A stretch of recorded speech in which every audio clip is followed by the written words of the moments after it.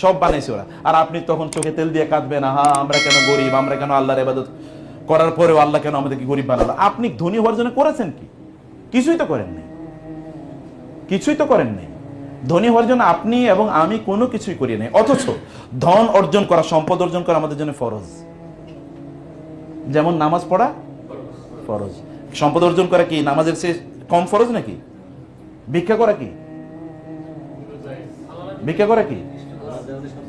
ভিক্ষা এমন কিয়ামতের দিন যে সকল ব্যক্তিরা ভিক্ষা করবে, কিয়ামতের দিন তাদের মুখে মাংস থাকবে না। কি থাকবে না?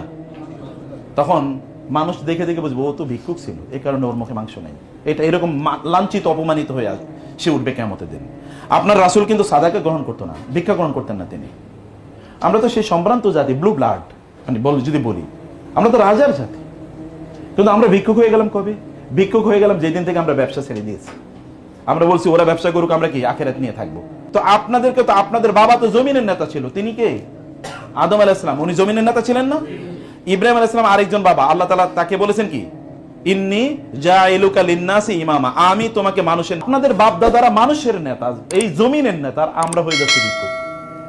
ও আমাদেরকে একটু ভিক্ষা না দিলে আমাদের চলে না। এই ভিক্ষুকের জাতি যেদিন থেকে আমরা নিজেদেরকে বানাইছি, ওই দিন থেকে গোটা পৃথিবী আমাদের হাতছাড়া হয়ে গেছে। পৃথিবী তো আপনার কথা চলবে যখন আপনার পকেটে টাকা থাকবে।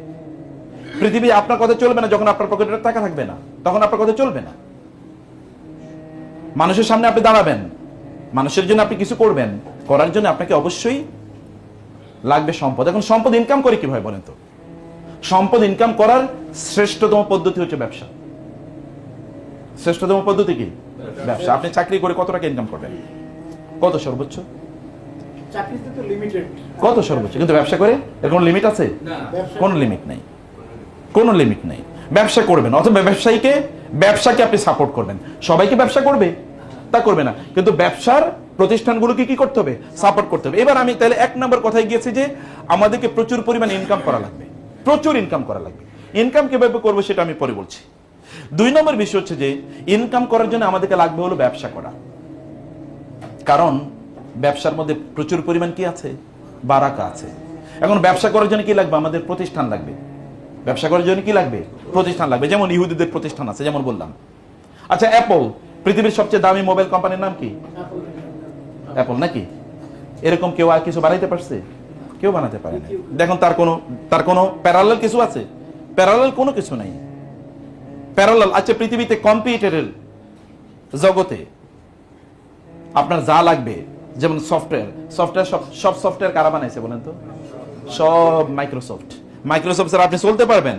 মানে এমএস যেটা আমরা বলি, মানে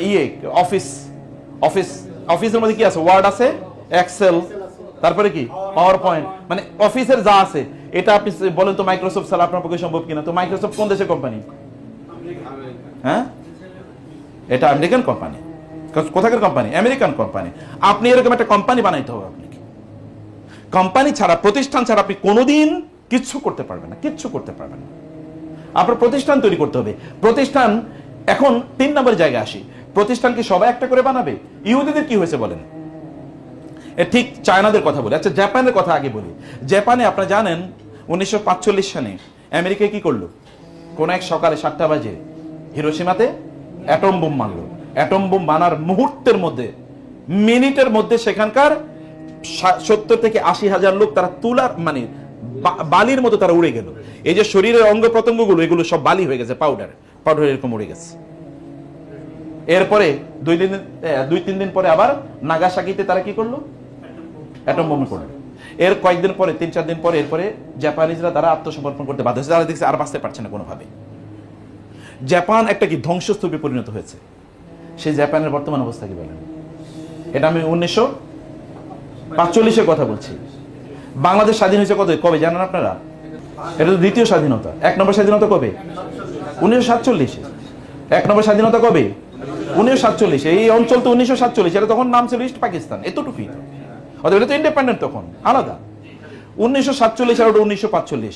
1947-এর পরে আমরা কোথায় আর জাপান কোথায় বলেন? 1947 কি আমাদের যুদ্ধ বিধ্বস্ত দেশ? কিচ্ছুই তো হয় না, যুদ্ধ তো এখানে হয়ই নাই, কারণ আমরা তো আলাদা দেশ পেয়ে গেছি। এর কোনো যুদ্ধ 1971 যুদ্ধ হয়েছে, তাও তো এত কোনো বড় কোনো কিছু ডিজাস্টার ঘটে নাই। জাপানে সব ধ্বংস, কিছুই নাই। তাহলে জাপান তৈরি হলো কিভাবে?